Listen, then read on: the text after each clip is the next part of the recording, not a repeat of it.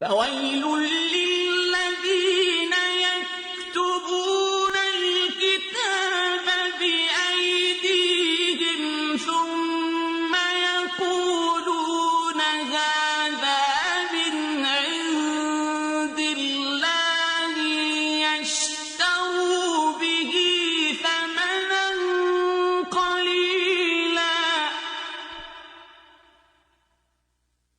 ثم يقولون هذا من عند الله ليشتروا به ثمنا قليلا فويل